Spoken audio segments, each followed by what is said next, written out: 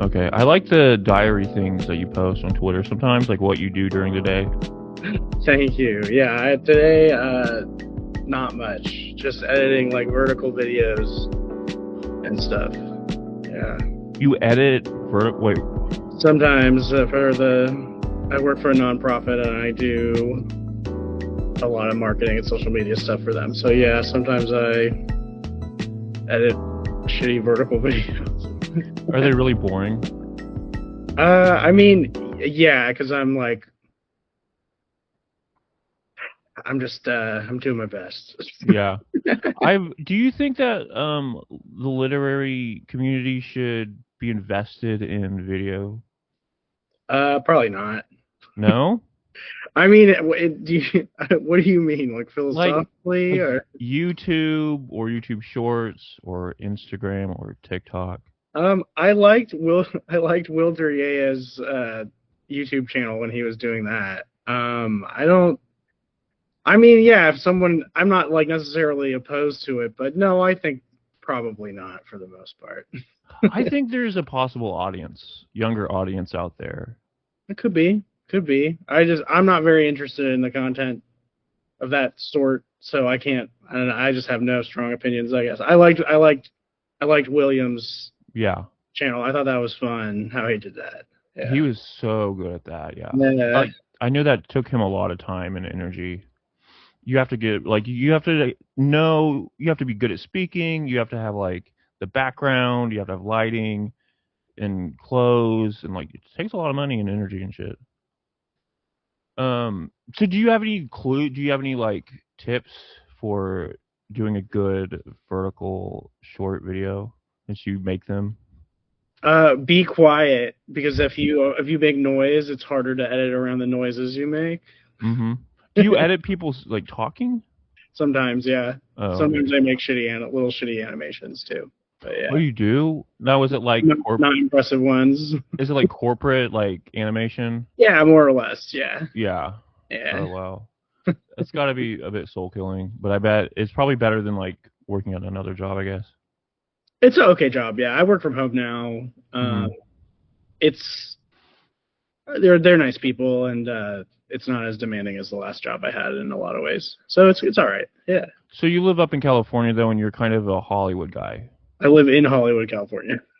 I was gonna ask, do you know the movie Alpha Dog? Yes. Did that crime happen near there? I thought they were in like the Inland Empire. I don't think that they're. I can't remember where that was. I'll look it up. Did you like that movie?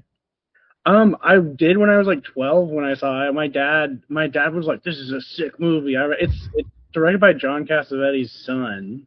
Wow. Yeah, it was like one of Bruce Willis's only like dramatic sort of roles. The San Gabriel Valley. So that is LA County. I didn't realize that is, and then they go to Palm Springs. Okay, so actually, yes, I used to live very close to where the inciting events occurred, I suppose. But now less so. I live more in the center of the city now. Do you think if you were in that situation, would you kill the kid?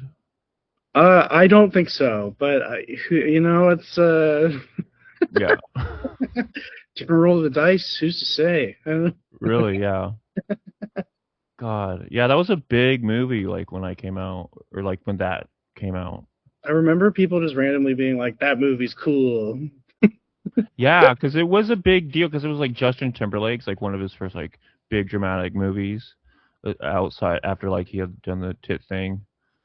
He was trying to come back. It's the same. The guy who made it, Nick Cassavetes, John Cassavetes' son, made the Notebook. Oh, he did? Yeah. Oh, I didn't know that. He's in Entourage as himself at some point. He just kind of is one of the Hollywood guys. Did he go on to do anything? He made more movies. I don't know if there's anything super notable, but yeah, him and his sister also is Zoe Cassavetes, and she's also worked in movies. They're not as they didn't have quite the careers of their parents, but especially the Nick Cassavetes, he became like a Hollywood pro, so he worked. I think he still probably works in TV or something. I don't know, but he's around, I think. When you were growing up, did you read any like autobiographies of like film people? Not really, but I did read Alan Alda's autobiography for a third grade book report, and I had to dress up as him and like pretend to be him for a presentation. And that was a really charming book too. That's awesome. Yeah, so that's the only. I'm like I still don't know if I like I read a Hollywood biography kind of recently, but um it's not my usual fare. Although I'm branching out and reading more nonfiction than I have probably in my whole life, or at least since I college. I used to read so many of those when I was a kid. I used to read so many like wrestling autobiographies, and usually they were like mostly bullshit because some corporate ghostwriter was like making up all that bullshit. I think I remember reading like a Walt Disney one, just like in elementary school. It was all probably just propaganda crap. Mostly I read fiction as and comic books as a kid. I was Not going a to lot. ask you that about if you read graphic novels. Oh, a ton. Yeah, I read a lot of comic. I read superhero comics. Yeah, I read a bunch. Did you ever read Saga? I read the first like 10 like the first two trade paperback. So like I read a couple issues of it, but I didn't stick with it. Hmm. I like Brian K. Vaughan when I was the guy who wrote that when I was a wee lad though. He did some cool stuff for sure. So how deep are you into comic books? Do you know like the writers and the artists, or do you just know like Not the? I mean like vaguely maybe. I have friends who are still like I have two friends who go to a comic book store every week and actually like read superhero comics. I don't do that. I know the famous people still, and sometimes you'll hear like I don't know, like Ta-Nehisi Coates writes Marvel comics Oh too, yeah. and so you'll like that kind of yeah. So what's his? Is it Victor Laval too? He I know Roxanne Gay did like a series. Yep, yeah. So there's some cool people that do it, but I don't remember the last time I read a new superhero comic. So what's your favorite like superhero comic that you felt like could be like literary? Ah, hmm, I mean, I don't Or just know. your favorite? I'm trying to think of what my I love the X-Men. Yeah. Days of Um, Future Past. yeah, that's cool. So I like the Grant Morrison new X-Men run, which is very famous now. That's not I don't have deep cut tastes in superhero comics like some people I know probably do. The last one I read that I really liked, and then I stopped reading comics after, was like it was like Doctor Doom, and he had like this weird like issue with himself where he was asking like whether he still wanted to be a villain or not. And I think they might be involving that into the new movies. I don't They've know. done. He's like become sort of good a bunch of times. That's Yeah, yeah. I did. I but it I was would. interesting to me because it was like the first time like a superhero started asking those own questions of themselves, and I think the writer of that comic book, it was like his last year at Marvel before he was going over to DC, and so it seemed like the writer was putting himself into the comic book somewhat, and it was that's why it was kind of good, but it was still like a comic book, you know, superhero shit. Yeah. Yeah. So if you could write for a superhero, who would you write for, and what would the story be? I think I would probably want to write Batman comics because there's something so appealingly dumb about it. Mm-hmm. I always enjoyed I really was more of a DC guy just because my dad's it's like a certain like boomer Jew that like Jerry Seinfeld is one of them who are obsessed with Superman. So my dad is like Yeah. so I had got a little of that too, and I love the Alan Moore Superman stuff and the All Star Superman. Again, these are not deep cuts. I have I don't have, but Batman is probably what I've read the most comics of any single superhero, and I think I could do a pretty fun. I mean, they got those are the fun villains. Yeah, it just those are probably the best ones.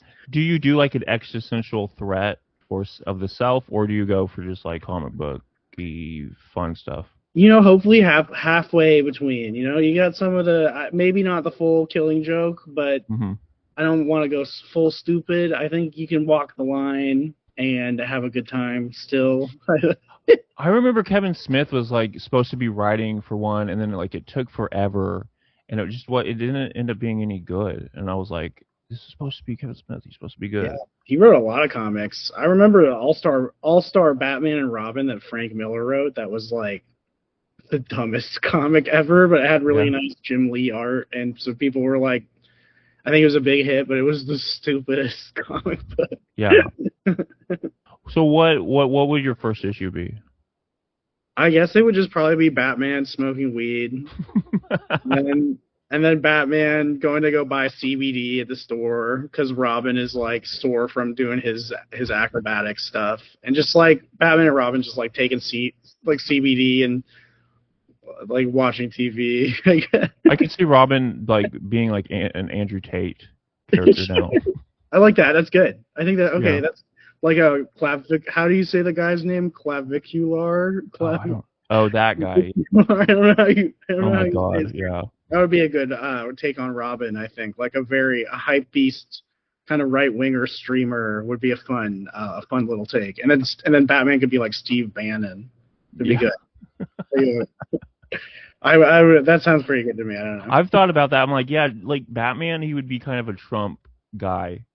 He would be like Yeah, Trump, like a millionaire that's like kind of racist and like has these ideas about America, and he like goes and makes a fancy suit and tries to like go fight crime. I think he wouldn't like Trump though because he'd kind of see him. He'd be like, "Oh, we're not so." Trump is like his daytime Joker in a way, and Joker's like the nighttime Joker, of course, or Yeah. whenever he shows up, I suppose. So I feel like I agree with you. There is like the vigilante. White guy. Yeah. There's a lot to that for sure. Hmm. But I think Bruce Wayne would probably not like Trump, is my guess, based on how he's been characterized for many years. Have you played? Oh, have you played Dispatch? No, I have not. I heard my friend said it's very charming. It came out on the Switch, so I might, when that goes on sale, I will probably play it at some point. I played some of those other like The Wolf Among Us and the Walking Dead games, and so I'll probably enjoy it. Is what I'm saying. Did you ever play Life is Strange? That I've never played. No. Okay, that was pretty good when it came out. Now it's kind of the graphics aren't what they were like coming to it in 2013. The graphics were what graphics were, but now it's like you look back, it's like not that great. But like Yeah. yeah, Dispatch is like a superhero tale, and they make it's kind of a parody of superheroes, but then like they're also leaning into it, all that shit. It sounds pleasant. If it's better than most television, then I would, which is a low bar these days, but Yeah. I would imagine it is close enough to, or even slightly better than most TV. I'd probably enjoy it. So when do you go from comic books to like literary stuff? I think it was never. I don't know. Like I always loved books. Like Hmm. from very very young. I think it was never an either or. I definitely in high school started reading less comic books and Hmm. more books for sure. But What's I your did it before. what was your favorites in high school? In high school, let me think about that. Animal Farm. We read that in 8th grade or 7th grade, so not in high school. Of assigned reading, I don't know. Oh God, I hated everything I got assigned. I never fucking wanted to read or read. I'm pretty. I liked. Um, I more remember what I really liked in middle school. In high school, I was just kind of reading all sorts of weird stuff, but Hmm. in middle school, I remember I loved Kurt Vonnegut, and I read the A Farewell to Arms in like 5th or 6th grade. Were you like And an AP kid? yeah, I mean I did pretty okay in school. I Oh was God. like yeah, by the end of it, I'm not a math and science guy so much, but But you were like an AP lit. yes, I was. You took that your senior year at my high school. I was in that. Okay, I can see it. You can tell like which people are and which people aren't. The overachievers are. My God, I'm not. I wouldn't call myself an overachiever. I You call got a myself. magazine. You're always helping out other people. What magazines are hot right now, aside from Burial Mag? I don't know. I think I X-Ray of all the things that are on websites, it probably consistently puts out the highest caliber stuff straight up, even of like paid magazines, and they were really like the creme de la creme to me a lot of time. And there's a lot of these cool news sites. Like I love Michigan City Review of Books, and I love Justin Carter's Some Words mhm. also. Yeah, I don't. There's some cool stuff happening. What do you think of Sabretooth? Yeah, she's great. I'm between you and me, I'm gonna publish a poem by her tomorrow. Oh, really? Oh, okay. Yes. I mean, she I knows. It's not a secret. It'll be up like after this interview, basically. I asked for a piece, but I think it's because I was too embroiled in the Tanya kind of drama that she came on the show, but she's still kind of hesitant. She asked me actually, like, is he okay? And I was like, yes, he is okay. Oh, thank you. Yeah, no problem. Yeah, that's really like because there's a lot of stuff about that, and she's like, is this a bad? And I was like, no, he actually is like interested in what you're doing, and we'll ask you top like maybe some curveballs, but Yeah. it wants to. Yeah, that's what I told her. So she's a nice person. It's cool what she's up to, and I am It's just home tomorrow. it's curious to me and funny and awesome that she kind of has found this sector of the indie lit community of alt lit because usually those kids and what she's doing, that's kind of a different community. I feel like. I think the Chicago folks are they're pretty maybe tight knit is not the right. There's just a lot of interesting stuff happening in Chicago specifically. So I don't know how that happens. Like, it's funny. Someone was asking me about how I was like what was the internet literature rabbit hole for me relatively recently, and I think I was able to name it. And it was that my say that what? Was it a misery tourism? It was not, but that was like the second. Yes, basically it was that. But specifically it was Maggie Siebert's book Bonding, if I remember, is that the name of that came out at Expat and then came out at Expat and then came out at Apocalypse Confidential again. Wait, they took it down? They didn't take it down. The writer pulled it from the press, which is totally their prerogative. What happened? I don't even know that. I don't I know. mean, I don't know. Well, I don't know a ton of what went down, but I think it was political differences. Oh. Yeah. Did she find out that that guy was Republican? Or did they like have like an argument over politics? I don't really know how it went down, and I Uh-huh. don't know these people at all, so I don't want to speak for them really. But I don't know how in the open it was, but I like it was open enough that when I didn't know any of these people, I still heard about this stuff at least. But that was the book my friend Jesse was like, check this out. This is interesting. It's horror, it's literary, and it was really cool. Mm-hmm. And I still have the expat version of the book. You can buy it at a it's still in print at a different publisher. So after high school, you go to Oberlin. I took a gap year to do like mental health stuff, I guess. Oh, can you talk about what happened or no? I can. I did on a podcast like 10 years ago. I super bipolar. I went to school. I went to like orientation after I finished school, and I was like, I am gonna kill myself. My mom was like, "Come home, son," and I did shock therapy for like 9 months, literally.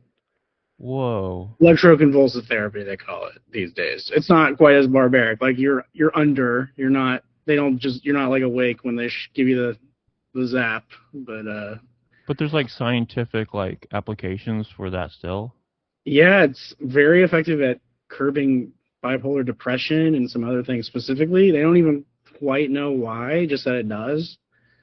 But it was a horror. It was like the worst period, one of the worst periods of my life for sure. What are the effects of shock therapy? Pretty bad, like I feel like it would fuck you up. terrible migraines. Oh god. I for a while, I was definitely just like doped up too. So it might have, but like for like a year or two, for like 2 years, I struggled reading books, which just made me more depressed because of my interests, I suppose. Yeah. And yeah, so just a lot of bad. It was not a fun time in my life at all. But it was. I didn't die, so I guess I don't know.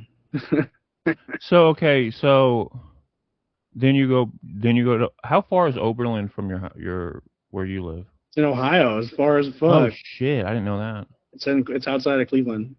So why could you not find a college in California? Oh, I wanted to go specifically there. It was my first choice. They have a really fancy undergrad creative writing program, and I had always wanted to do that. So I went. I was very driven in a way, in like a weird way, I guess. Some of my peers are fancy now. I don't think I am. Oh, who are your peers?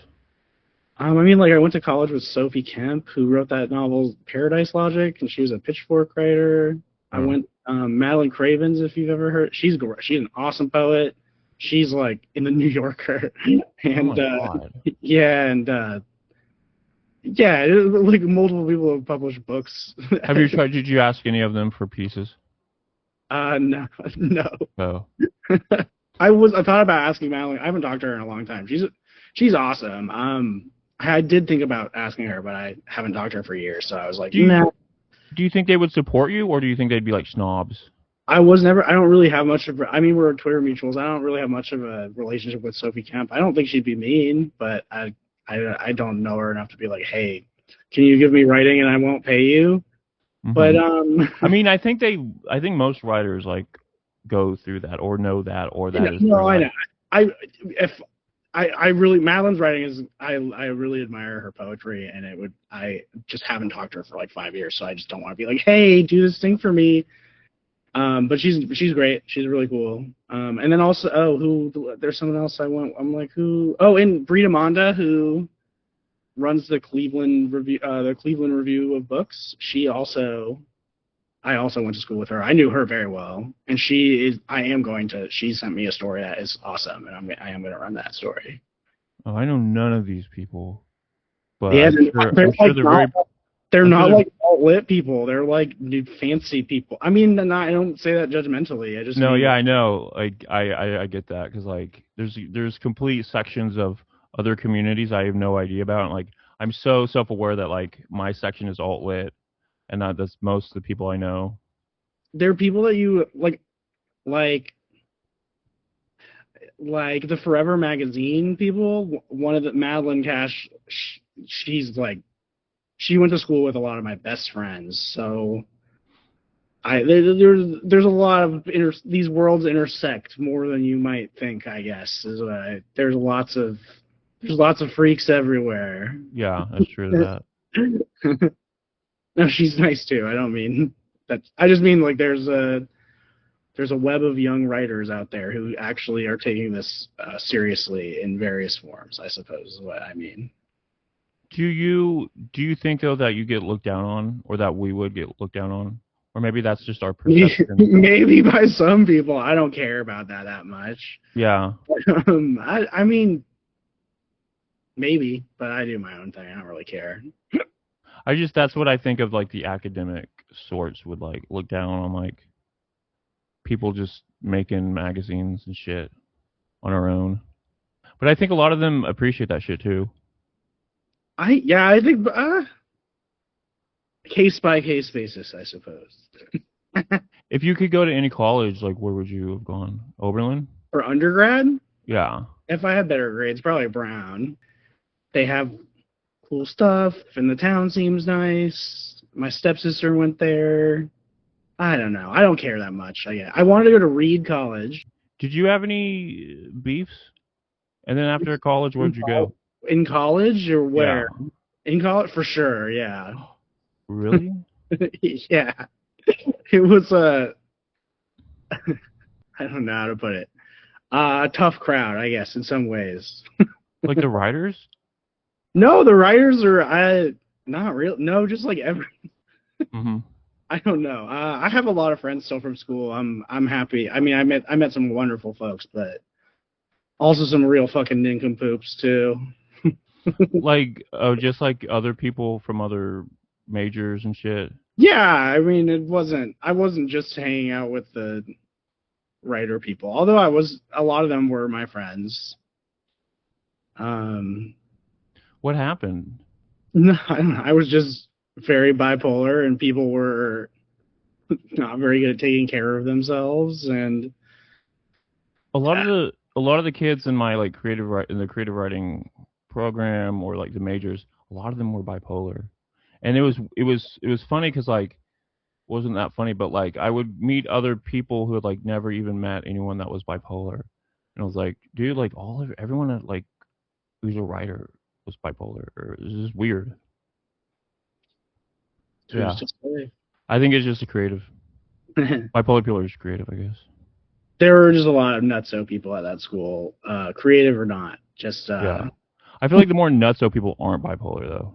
The, yeah. the most normal people were the bipolar ones who would openly like they were cool and talk about shit. But it was, I mean, it was all right. I still have a lot of friends. It's I feel gonna like the be more normal people are the ones who go through shit and have struggles. I guess I don't know. uh maybe. I mean, Like if you never go through anything, I just you're a dork. I don't know.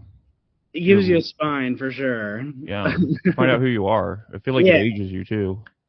yeah. Like when I was 17, I had an allergic reaction to a cocktail of psychiatric medications, and my liver went into failure, and I almost died. What the fuck?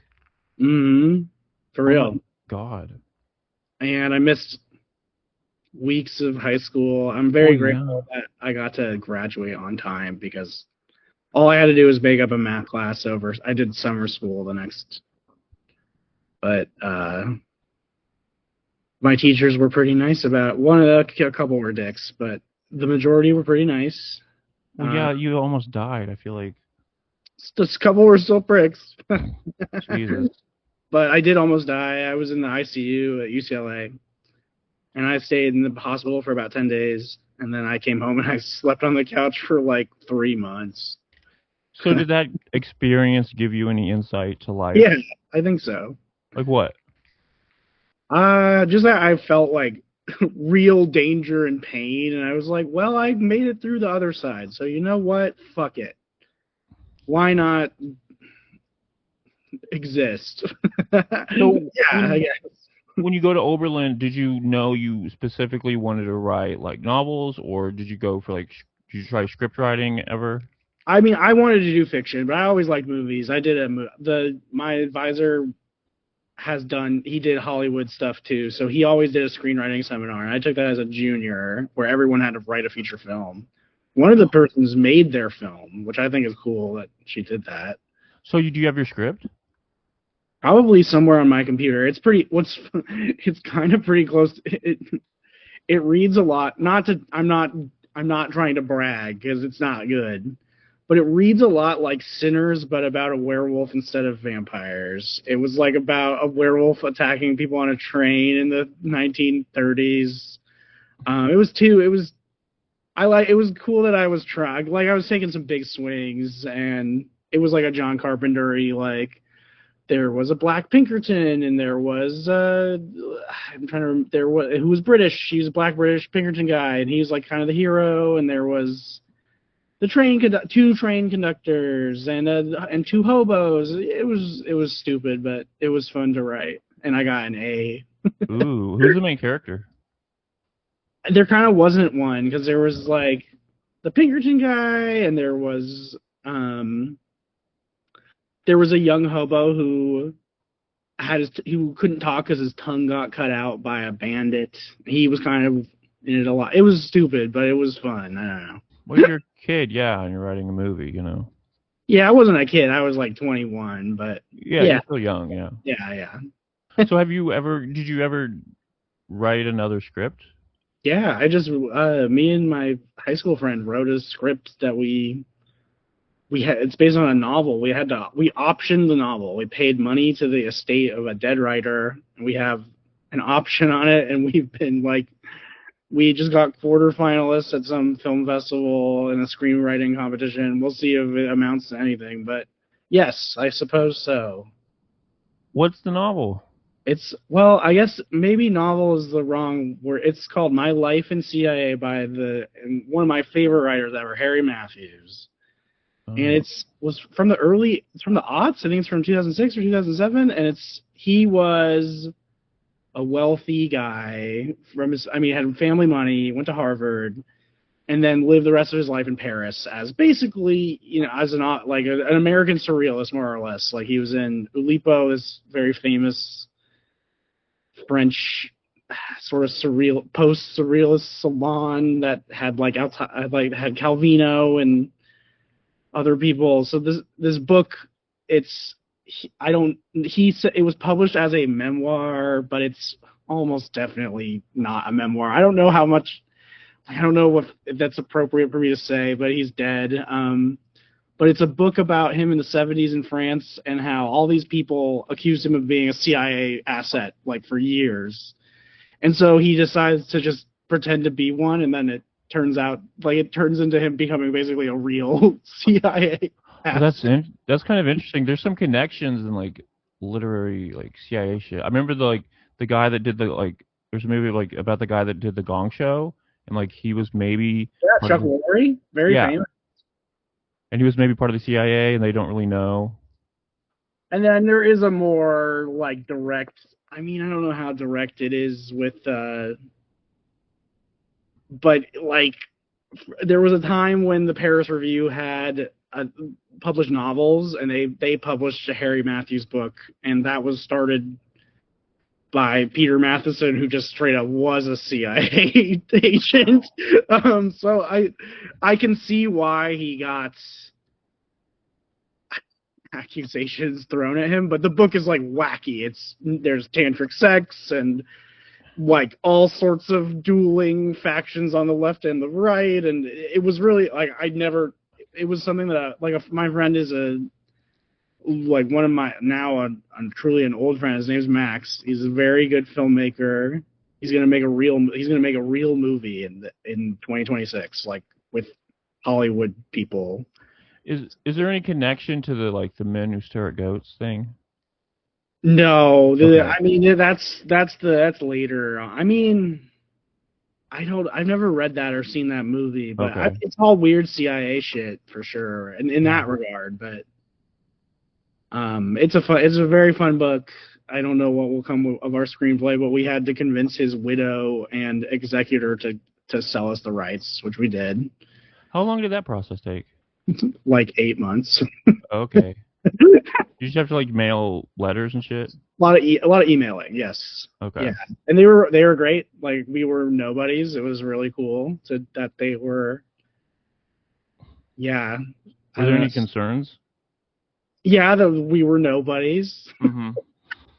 But I think it turned out really good, and we'll see what happens. I don't know. Do you have so you have the script all set out? Yeah, we've Cool. done 5 drafts of it. 5 drafts. How do you know when it's done? It's like it's concrete and compact. I mean, it's not quite like writing a book. I think, at least that's my No. guess. Um, we've shown it to a lot of people. We've gotten a lot of feedback. That's why we've done different revisions. We changed the whole opening. I made it a lot. I kind of did it at my own pass the last go around. Just tightened it up and got it under a certain page length. Yeah, you got to like meet like certain criteria in a fucking script. I took a script writing course and it was so different from like a short story class. Because in a short story class, you can basically do whatever you want and kind of pass it off. And the teacher I had for script writing would not let up on me. And like it was probably a good thing, but it was just like you have to hit these beats and shit. And you all just like the fact that it's 120 pages is theoretically 2 hours, which is what we had to shoot for. And that's hard to I do. bet, man. Did you ever try to do 90? The novels are too dense. Like it's only about I think it's like less than 300 pages, but it's too dense. Mm-hmm. So we could, but we'd have to lose some stuff that I know they're like kill your darlings or whatever, but there's some stuff that I think really makes it unique and fun that we would have to cut to get it to 90 pages. I already had to cut stuff that I didn't want to cut, so Yeah, but I there's think like it's nothing nowadays is 90 minutes. I know. A lot of Hollywood movies are just like 2 hours and 45 minutes. But if this got made, it would have to be made in Europe. It wouldn't be the cheapest movie of all time, but it wouldn't be fucking Avatar. So yeah, I think 2 hours that was the dream. I don't know. Who Yeah, would you cast if you could do Dreamcast? I have no idea. We've had a lot of talks about this too, just because we've had to make pitch book materials and stuff.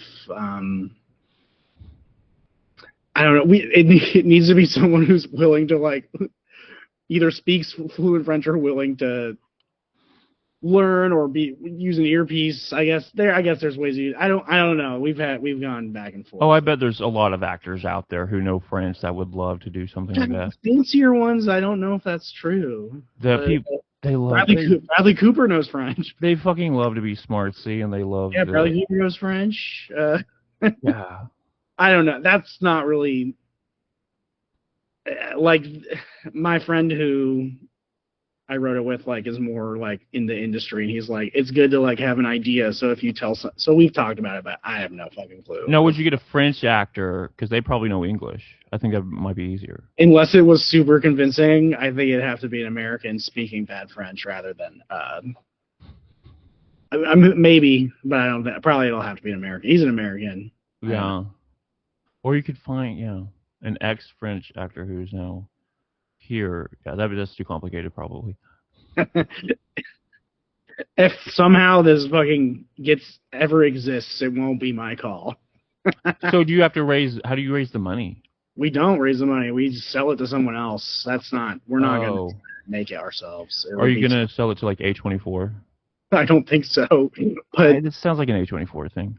I don't. Well, my friend he's making a real movie, so that might open some doors, but it's this process has been so much. I guess everyone was like, it's gonna go so slow. Like just so I was like, okay, like there was like literally 8 months of negotiating with the estate, and so yeah, everyone's been like, it's gonna go fucking slow, and people are gonna be interested and never talk to you again. But like they'll be like, I want to read it, and you'll never hear from them, and so we'll see. But I'm gonna be in his movie, which is kind of fun. That is awesome. Yeah. No, what's that? Is that the same one? No, my friend, his name's Max Tulio. He's made a bunch of short films. He's making his feature debut. It's like a real movie. Like it has, I don't think I can say who's in it yet, but it has a real star in it. Leonardo? Not that big, but a pretty well-known person. And I can join. It's a movie made with a SAG contract, so I can join the union. It's in May and June. I'm only gonna work like a day or two, but Oh yeah, you're gonna be the 7-Eleven guy. that's it. Yes, I must have told you about it. Yeah, and I can join the union after I do it. And you told me you're gonna go around and study 7-Eleven employees. I'm gonna go to every Hollywood 7-Eleven and get method like James Woods in The Simpsons. Yeah, I love the method acting thing. Tropic Thunder is like one of my favorite movies. I love McConaughey in Tropic Thunder. I think he's kind of as a little under. There's a lot of great performances in that movie. I think he gets a little left out of the mix sometimes. He's very funny. True, yeah, because he has to like get the like a DVR or is it a TiVo? He has to get TiVo to Ben Stiller. Yeah. So funny. So let's talk about Burial Magazine. So you started this about 6 months ago, and it's really taken off. You know, you're like the superstar. Like, would you say it's taken off? That's nice to hear. Burial Mag, yeah. Started in July of 2025, I believe.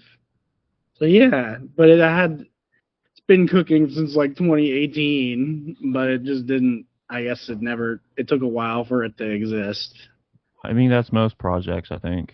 Yeah. You get into them, and then you like hit a threshold and fall back, and then you try it again, and then fall back, and then you try again, and fall back, and you try again. And part of it, there was a time when it was going to be something that me and my ex-girlfriend were going to do together. Ooh. She was, in the end, unable to or uninterested in. It didn't happen, and then she moved away to go to law school, and then I was like, okay, I will do this now. Is it always going to be called Burial Mag? Yeah, I had the domain name in like 2019, I think. Oh, my cool. mom got it for me for my birthday. But that's awesome. I don't have it anymore. The domain Burial Mag? It's a NeoCities domain, so I don't actually own I used to own burialmagazine.org. I don't own that anymore. If anyone wants to buy it for me, probably, I feel like when you buy those and then let it go, some weird ass Indian site will buy it up and like try to resell it for $10,000.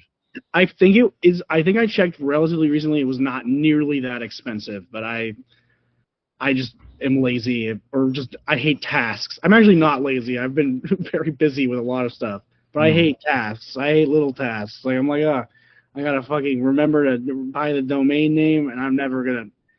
unless there's a reason I have to take it off of NeoCities for some reason, I'm probably never going to buy the domain name. But do you still have the same energy that you did when you started the magazine? Yeah, definitely. Hmm. Yeah, I mean, people are more invested now, if anything. So, yeah, I think so. It's been great. People have been so kind. Like no one has. I guess just like Mather Schneider has been mean. Like no one else has been mean. Like people have been. I mean, What I've. did Matthew Schneider say?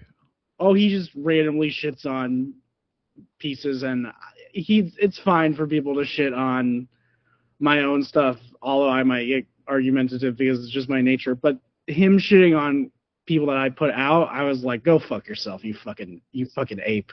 Hmm. Someone told me he was shitting on me, and like Don't worry about it. That guy is whatever. Yeah. that guy is a sad pervert. Oh yeah, he's one of those. Oh, I mean, he might not be. I'm just being mean. I mean, he might be normal. He actually can write pretty good sometimes. But I don't like. He's the only person who's been like at least like outwardly like mean on Maine about it, and so I was just like, go fuck yourself. I fucking die alone. And there's some people that have been mean, not on Maine. I'm probably yes, I suppose so. Yeah. But that's okay. I mean, people. What I mean to say is, people have been like unbelievably kind. Just people I've never interacted with before, people I have known from real life, non-art life, normies, what have you, have been, yeah. So I think I'm not losing energy, I would say. But if I get busier in my own life and other stuff, who's to say? Will you ever do like issued releases where you gather a bunch of people up and release it at once? I can't say no to any. I don't have any plans to do anything like that. But I'm sure I'll do stupid stuff and fun little things in the future. No immediate plans, but probably. I was thinking of doing that because the updating every few days is getting to me. Just because I'm trying to do the live events and trying to do the podcast. I get it. Yeah. See, to me, it's like, to me, going steadier and not all at once is just, I don't know, the way it is easier for me to process, I suppose. Yeah. And then for me, every time I do it, I have to redesign the entire site and like change all the colors and fonts and shit. Yeah, okay, that's just how I am as a person. That's tough. Yeah, I'm so bad at websites, so the whole thing is designed for me to be able to do it with minimal. And I've started to get some more uniquely formatted pieces that I was interested in, so I have learned a couple coding tricks, but I am so bad at it, and I just have set it up to be able to do it without having to really learn much about computers because I just don't care. What's the coding tricks? Oh, it's not even tricks. It's just like actual HTML tags and ways to like do hanging indents and ways to do spaces and just different. It's not even tricks. It's just like things that exist that I slowly learn exist. Do you use that? Do you go to ChatGPT and ask? No, I won't do that. I will. I'll Google it, and so who fucking knows if some answers I get are regurgitated from AI? But no, I won't. That seems like a cheat to me to do it that way. Yeah, I've asked how do I get like it not to underline the word when with the like a hyperlink. Oh, I don't blame you. That's what every fucking coder person I know basically does use that. But yeah. I'm not a coder. I am doing something different, and this is a means to an end to me. So even though it is a website, I almost treat it like it is an analog thing, I guess. I do like that. Are you gonna put out like anthologies or books? Again, I don't want to overpromise, but Ooh. Books have been discussed. I would have such a, I think I have I would want money to do it that I don't have right now, so it's a future plan. I don't think I would want to be able to do it through Amazon. Some people do really good print-on-demand books. Like, I really do think the Back Patio books are like, I know it's just probably for the most part these days just Zach Smith actually putting them together. He does a great job. Yeah. But I just am not skilled enough. I would have to do it through like an actual Ingram, and it would be not It'd be I think fancier. this is a really good job. Those. I mean, the House of Vlad stuff is so nice. Yeah. Well, maybe if I ever have money or get really serious about it, I can corner one of these people and learn their ways. I don't, but Uh, even with like Jillian Left, I don't feel like they have like gobs amounts of money to like they put. definitely maybe not, but those books are very handsome that she's doing and that Brian Allen Ellis does. I have to say they're very nice objects. All of them are, and Yeah. props to them for that. Now, would you put out what kind of book would it be? An anthology or like a full novel? People have wanted me to run their like have published manuscripts. It probably wouldn't be burial work. It would probably be like a book written to be a book. Ooh, would it be your own or other people's? I don't think it would be my own. Maybe down the line, not from the get go, but it would be Okay. other people's. I But don't think this I'd. is If you made Burial Mag, like, I think it'd be hard to invest into someone else's work that's not burial, I guess. But even with well, like, it would be burial books, so it still okay, yeah, would be. there you It go. wouldn't just be strangers. That's what I was saying. It Okay, would just be. People have asked me a bunch, like way more than I have expected. Are you going to do books? I My answer is eventually I hope to, but probably not for a while. I just feel like that's the expectation that people have, like when you start a magazine, that the next step is books, and like I just don't think that's always the case or needs to be the case. It wasn't my thoughts. It wasn't the goal. But I have found this to be much more well, I was hoping it would be. I found it to be very fulfilling and I've done developmental edits with people for stuff which I'm like sick that people even want to ask me for that stuff. So I think I could do it from an editorial standpoint, from the logistics, from the object making. I don't know. I Oh, I don't. heard that's a lot. That's a lot. Yeah, I don't have a lot of money these days. Who knows what will happen, and if my station improves in life, or my parents die at some like, which would suck, but Hmm. my mom died, I get a little bit of cash. I love her. I'm not trying to bring that into the world. I'm just saying like, unless things change in a way that I am not foreseeing in the immediate future, this is probably years away, to be honest. Hmm. What Um, about if the movie takes off? Are you gonna do burial movies? the movie. So that's funny that you. So we made me and Devin Morgan and my friend Chris. We made a short film, Ooh. and we have discussed like there was a joke about Burial Studios at one point, Oh, but we have cool. it's not Burial Studios. It's the three of us came up with a name for a production entity, and we're gonna make a feature film, I think, together. Because the short was kind of made on maybe a lark is not the right word, but it was like so my Devin, who's my good buddy now, I met him on Twitter, and he was working on a film shoot in LA, and I was like, you can crash on my couch, because they were barely like they were like not paying him, but it was a real movie, so he's gonna get a credit. Um, and so we had a great time, and then I introduced him to my friend Chris, who's in this band, and the band flew out Devin on credit card rewards points of the singer to film their music videos Cool. in August. And so my friend Chris and me were like, okay, he's gonna be in town and he has all this film equipment. So can we make? He wanted to make a feature film in like 5 days, which did not happen. But we were like, can we work together in a unique way, and make it happen? And so we did. We made a short film, and we had no idea how it was going to turn out because we made it for no money and with no script. It had a 1 page outline only, and it's a half hour, which is long for a short film, so it will have fucking problems getting it into most film festivals. But it turned honestly to. I mean, I hope I did it because I hoped it would turn out cool. But to our surprise, it people seem to really enjoy it, and we are in post. We've been in post for a long time, Oh, but nice. we're almost gonna have an actual final-ish cut soon. What's the Um, movie? What's it about? it's about It's called Chongqing Pink, and it's about China has like taken over. My friend Chris is Chinese. Oh, I'm Jewish.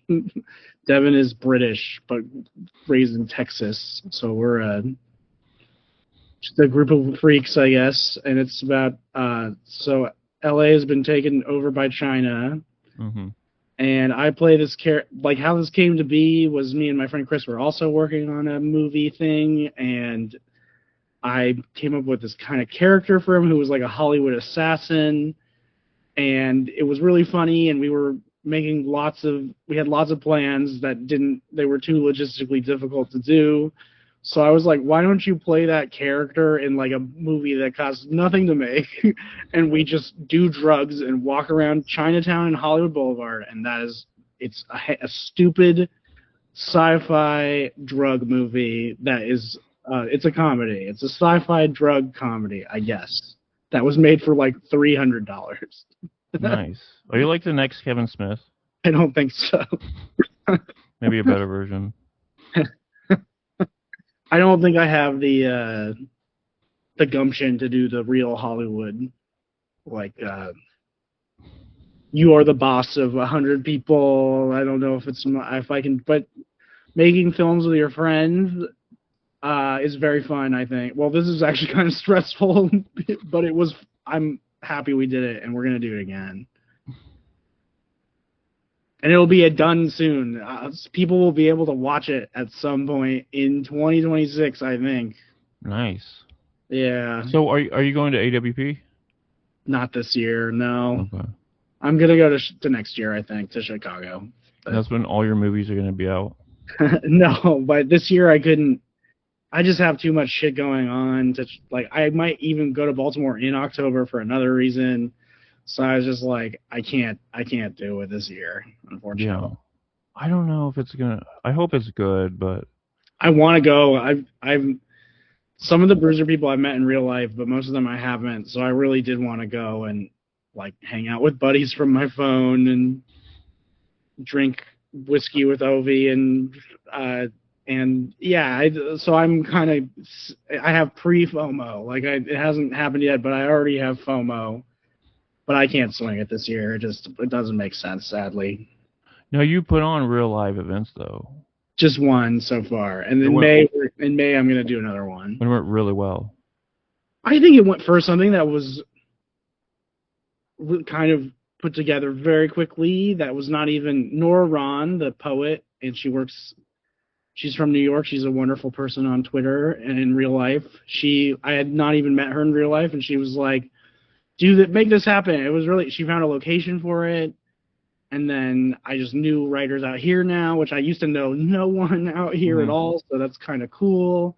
And I can't believe how cool the folks, like just wonderful writers right away did it. Yeah, it was really cool.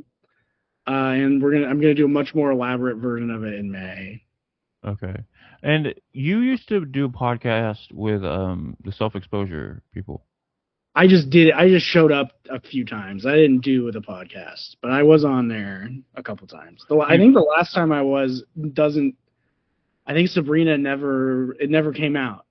It's probably for the best. I don't think she could find a producer person for it or something. I think she asked Plastic Bagger to put it out, and he was like, and he listened. So there's like a secret episode of the self-exposure podcast that was just Sabrina and me, and her interviewing me like maybe like December 26th of 2024, I think.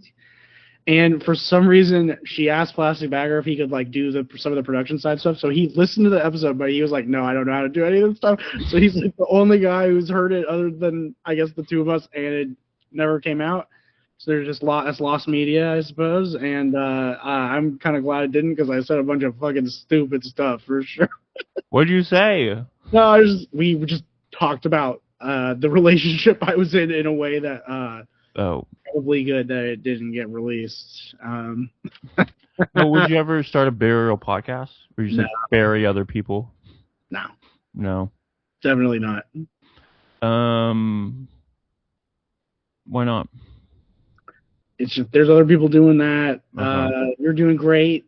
I love Tyler Dempsey's Yeah, podcast. he's really good. I have a lot of my friends in New York are from not the literature world, like are more from the comedy world.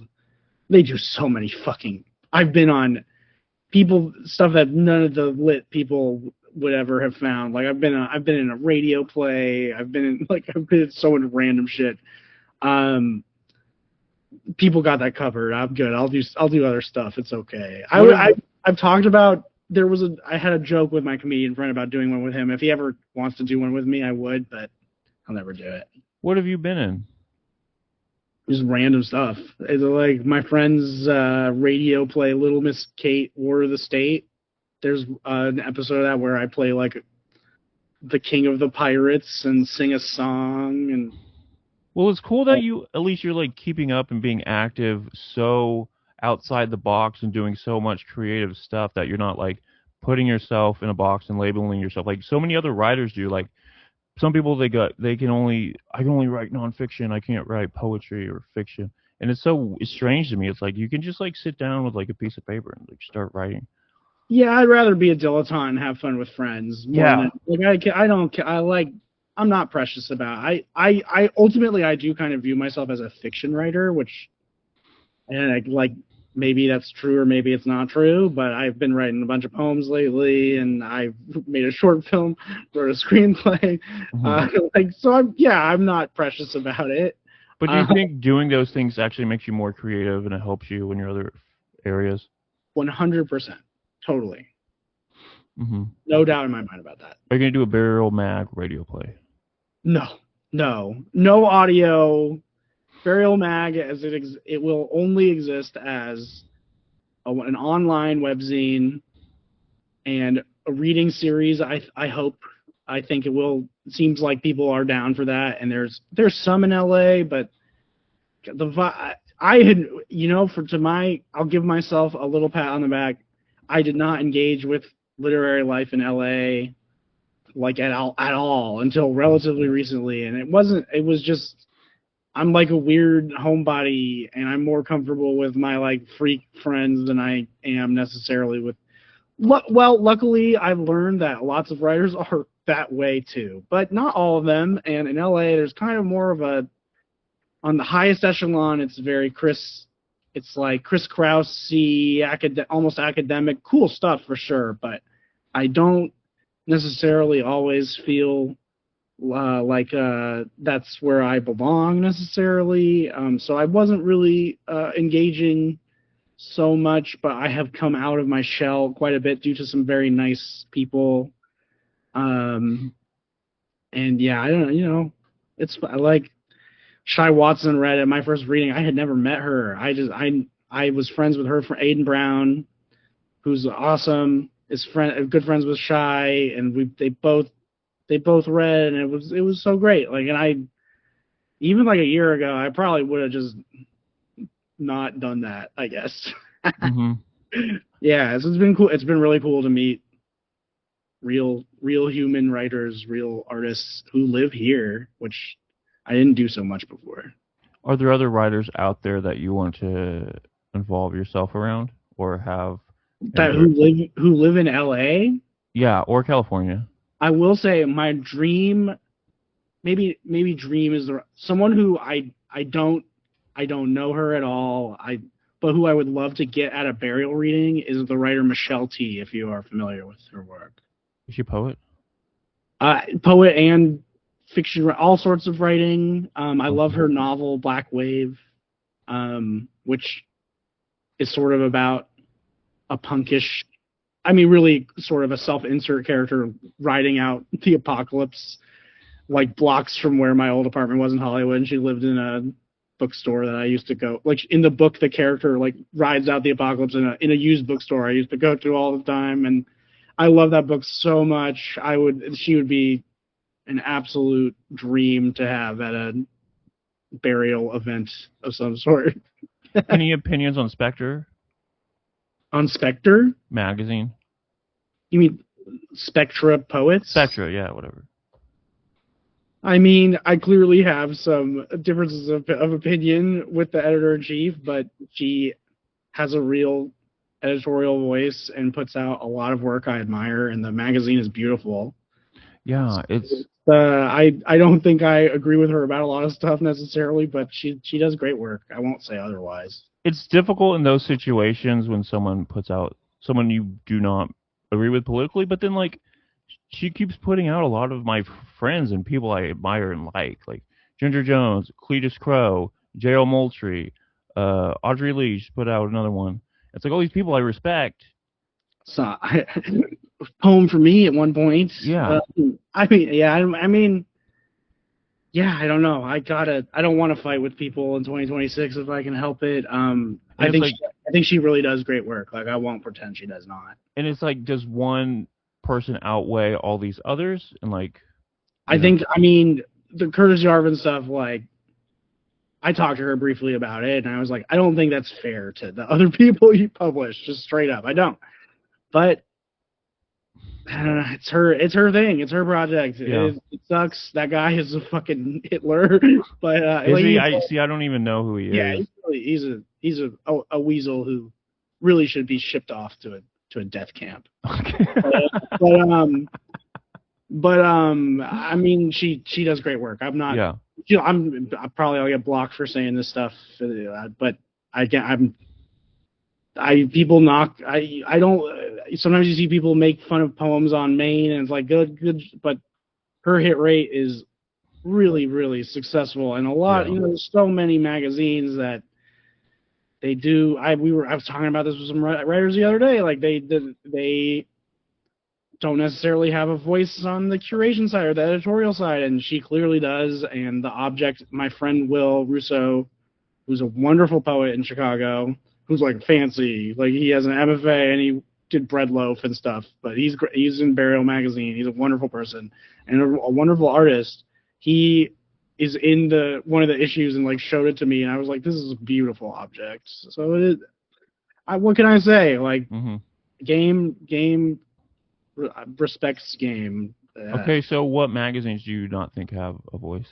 I'm not gonna go on that path. Let me think about that though. I don't know if I can name just like random ones. I guess I think I'm still trying to find one. you're you're getting really cool people. Yeah. So you're definitely doing better than most people from the get go. Like right away. Like you're getting a high. That Claire Hopple story kicks ass. Yeah. Like you're getting cool stuff right off the bat. So don't just Yeah. keep doing your thing. I think. Thank you. Yeah. But there's I don't know. I'm not. I don't even nothing even comes to mind because it wouldn't. I guess like it just is the stuff that's interesting is what comes to mind to me more. I was thinking about this. Do you think there could be like I brought this up a long time ago.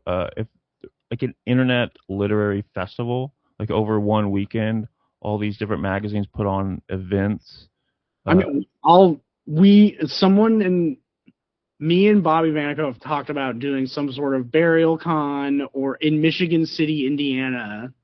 So yeah, I think that something like that could exist. I don't know how big of a thing it could be. I know the Story Fort in Boise, Idaho, kind of is that. That's really nice. Well, I was saying like specifically online events online. And Oh, we so like all, actually Zooms and what? yeah, but it's all concentrated together, trying to, I don't know. So like, there's something there. I think like a week of like that seems like a good idea. I don't know who's gonna make it happen, but like Hmm. yeah, actually like a week of programming or like a month where every week there's one reading from a different that's curated by different. Yeah, I think that's a great idea. I was even thinking one day could just be readings, and then like the next day you put on an event, but it's not a reading, and you try to think outside the box in some way. I think that's I think I'm gonna probably not do the virtual readings just because Hmm. again it's a lot of folks are doing that like you're doing lots of I missed the most recent one because I That's was a all right. little early. Oh no, it was good people though. And Travis Shosa, those readings I did go to their reading last night and it was again like very high caliber of work. So it's very cool that I was kind of in the tail end of Misery Loves Company where I don't think I ever shared anything, but I did lurk kind of the last quarter of those, and that was a really cool space. Mhm.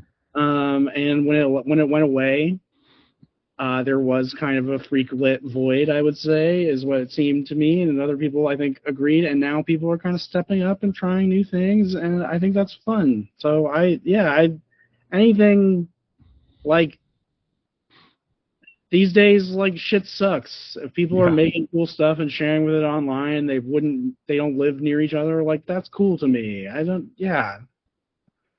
Would you like to see what else would you like to see like non-readings or panels or I don't know. So that's funny that you in a virtual series, I guess you're kind of limited. It'd be cool if there was like a DJ set or music. I think that would Mhm. be a cool way to do it. I remember, for a long time, especially in the New York, not New Yorker, the New Yorky kind of lit crowds. There's all those readings that are just those posters that are like no readings, just party. Mhm. And I'm like, these days I'm such a fucking square. I'm more interested in the readings than the partying. So I don't know. It's those Misery Love Company people would hang out in those Zooms after the readings for 5 hours. And I Yeah, I was like, do. That's me.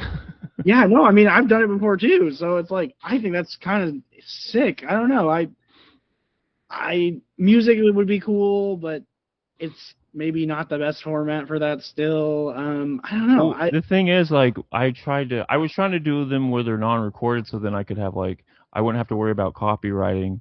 But people like to have them recorded, and I'd have to figure out like, I'd have to get music that doesn't But can't you be. could get actual bands too. Like you could get Carter Mycroft, or who writes very cool music, and get he could play a little 15-minute set, and then someone could read. I think I don't know, maybe not ideal over the internet, but I think you could. I don't. I'm surprised I have not seen that more. I think you could do that kind of thing. Or DJ.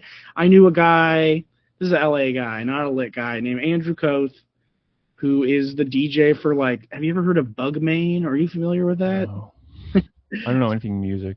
Bug. It's not real. Well, it's more alt comedy, but it's this like persona for this comedy writer, and he throws his own fake convention in LA that I've gone to. Actually, Mira Gonzalez was at that. I don't know how she knows those people Oh, too, but she really? was there. Um, and Andrew Koth, who is the DJ for this like insane alt comedy music project that is hilarious and awesome. He for a long time he was just doing DJ sets on Twitch that were so pleasant. Like so you could do something like that, I think, and then incorporate it into an online literary reading. I don't know who would do it, but I bet you could make it happen. Yeah, I'd even like to do a game show. That was yes, something interactive. That would be fun. Yes, I like a game show. Mhm. Some wacky shit. Yeah. So okay, we've been going about 90 minutes, not 90, but like 70. Any books that you're reading that you wanna? Tyler Dempsey always asks this. I think I'll ask it. Anything that you don't feel is getting represented that you want to bring up?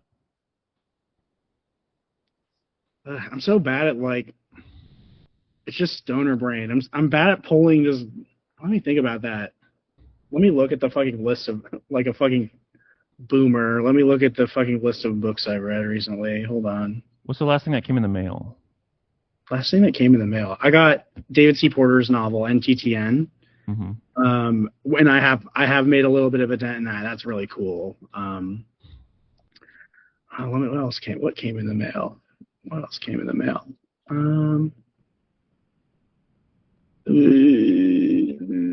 What's your favorite press right now? Favorite press? Yeah. I'm more agnostic to. I follow the stuff I'm interested in. I mean, fancy. I don't know. Probably something fancy like New Directions or. I love those Archipelago books of American small presses. Coffee House Press is amazing. Hmm. Again, the House of Vlad and Rejection Letters, they're killing it. They're doing great. And Pop is a book that like Pop by Tex Gresham and Kurt. So I've been like trying to interview not even I'm saying it wrong. I'm going to at some point interview Tex Gresham and Kurt for like probably a Bruiser Mag article. And because I like started reading that book as a PDF, and then then I read it in another format, like in the EPUB format, and then now I have a physical book, and just I have so much going on. I've like read this book so slowly, but I think it's hilarious, and they deserve a lot of kudos. And I hope to interview them both at some point. And I went to the Funko Pop flagship store with them, and like took a bunch of pictures of them posing with fucked up life size Funko Pop. Oh, nice. And they're both real nice guys, and that book is really funny. So I don't know what else to. And I read Claire Hopple's book Take It Personally, Okay. and is fucking awesome. Also, that is one I do want to call out. And then what else is I? Hold on, let me be a boomer and look at my phone for a second. I'm sorry. If I took all the pieces from the lo-fi mag that I put out and I tried to make a movie out of take something from each of them, make a movie out of it, would you want to have a character? Yeah, I think that's a sick idea. Actually, I was Okay. someone at an open mic that I was at was reading like centos that were all from like not necessarily alt lit poets, but like living, youngish, interesting poets. And I was like, that's cool. That's actually, and the reading, I can't remember the person's name, so I'm sorry to that person, but it was very cool. Like these poems were introduced with like a long string of names of that lines pulled from, and I thought that was really cool. And I am, so yes, I think you have a cool idea there too. Oh, thank you. I think working with other people is very fun, and I think people sometimes get a little too serious about that. And I have been guilty of that in the past, and it's been Well, like you want your work to be, I guess, respected and not put down in some way. I'm gonna when I at some point interview Tex Gresham and Kurt, I did talk to them a bit about how they did it together, and like that book actually has like discrete sections where one part is narrated by the stand-in of like they have kind of stand like themselves they've put themselves, it's not auto fiction, like they there's wild shit throughout it, but their self inserts are the characters, and so there are discrete parts of that books where like one of them wrote one chapter and one of them wrote another chapter. But I am interested in that. I think I don't know if I could do it myself, but I have respect for making something with someone you love. That's what Burial was supposed to be. Oh, wow, yeah. I mean, it's a good thing you didn't do it because if you would have broken up and then when it, I I've would have taken it. I've seen so many times though where like friends create a magazine and then they move away or something and then like it just ends. That's the one point. I guess that is true. I mean, I think eventually I will. I have thought about this, that I think at some point I will take on a poetry editor, like Hmm. a kind of Crow and Aaron Birch style duo. I don't know who it will be. Are you more fiction? I I mean, that's my interest more, but I get more compliments about even though I think I've run some awesome prose work, more people bring up the poetry stuff, and now I'm writing a bunch of poems, so who fucking knows? But I me, yes, I do more. Like I've done. I mean, maybe this. I've done substantial edits on prose work. I have not done that with, other than very small suggestions with poetry. I've not done that. Now, do you look at the views that people like look at and stuff? Yeah, I mean, I look at the traffic. You know, we got like 50,000 unique visitors in a Damn, couple dude, months. I know. that's I was like, crazy. yeah. So it's slowed down a little post the holidays, but we get. It seems like everything I put up gets hundreds of unique viewers at least, sometimes thousands, sometimes way more randomly, or not Wow. randomly, just like my friend, the story that I nominated for a pushcart. It was written by one of my good friends from college who's in a, we were in a band that still occasionally releases very troll-y music. Like I think I got unfollowed by people because we released 4 songs about the assassination of Charlie Kirk. Oh, But my friend's name is Owen Harrington. He's brilliant. An academic, but he's always written stuff. And so I put that the I'm bringing the class war to Nantucket is the story he wrote, and that story got like in 3 days like 10,000 unique readers. And I actually, whoa. there has been no story that has There's been a couple that have gotten in that have broken into the multi thousands, but that one just like thousands of people. It got retweeted by some pretty respectable folks and just got thousands of eyeballs. I can't say everyone read it to the end. It was pretty long, but it got thousands of people looking at it, and I was so happy with that. And he's like, this guy he's like the funniest guy I know, and he's like a real academic, and he is peripheral to some like online shenanigans, but he's not. He's very offline mindset, and he had another story, and he's like, where should I submit this? Like, because he was so shocked by the reaction. And I was like, submit it to X-Ray, and he got it in. He's gonna have the story there. I was like, yeah, that's awesome. Oh, that's cool. Yeah, because like the most of the people I started putting them like right on the front of the website on the homepage, because that's where everyone seems to go, and not a lot of people go to the other pages. So I'm kind of shifting towards poetry, I think, in a way. It's definitely easier sell on social media. But again, a long, not super long, but almost 5,000 word short story got the most views of anything I put out. Yeah, I don't know. I'm putting one out by David Gladfelter that's like 6,000 or 7,000 words. Is it the one that he was reading at your?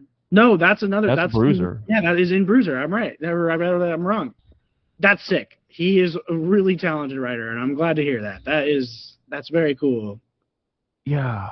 He's so fucking good in some ways, and then just like a little angry tyrant. Shit talker. Clearly so, yeah. That's definitely the case. But very talented. Glad we have one of those in the community. I don't think there's people who are worse at that than him, I gotta say. Yeah, he's a good guy. He's just he reminds me of folks I grew up with. Like, he's like a former crust punk troll. Like, that is like 2/3 of the people I'm still friends with. Like, they're who they were, more or less. So yeah, I get where I know that can be a put off for many people, but when you can back it up and you're that talented, I think, yeah, that's the thing. Like, if he was a fucking scrub, it'd be like, go fuck yourself. But no, he is a nice guy. Also, like, he actually is. But he is a very good writer. I hope he keeps going. He's so stubborn that I don't know. I respect it though. Like, he has his process. Lyndon has his process too. Yeah, Lyndon's so fucking good. Jeez. Really, both are. There's some interesting folks, I gotta say. Yeah. I hate when people try to give them shit. It's like, I get it, but yeah. I guess it's just everyone. There's some folks. I wasn't like deep in it with the alt-lit kind of 1.0 wave, but like my good friend like did drugs with a big alt-lit guy, and like I'm not gonna name names. Rogan Buck? No, but I know people who know him too. So it's like something that I knew that a lot of folks are a little out there, and I don't even think David is really out there. I actually don't really see where he's coming from most of the time. Yeah, there's a lot of folks who are abrasive and strange, and I know some folks who maybe don't deal with those folks as much as some. Like, I have dealt with a lot of folks like that in my life, so I have definitely probably I let too much bullshit fly sometimes, but I am glad that there are strange freaks doing interesting things still in a time where it is hard to do that. I mean, in some ways it's very easy to, because I don't know, you can put stuff on the internet for free, but in some ways the world is fucking falling apart, and it is not easy to do that kind of thing.